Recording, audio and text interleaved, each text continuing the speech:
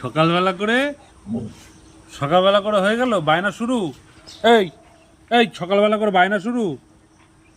দেখো অবস্থাটা দেখো, সকালবেলা করে ওর বায়না শুরু। কি হয়েছে, কথা বলেছিস সবার সাথে? আগে বল, কথা বল, বল কেমন আছো সবাই, বল।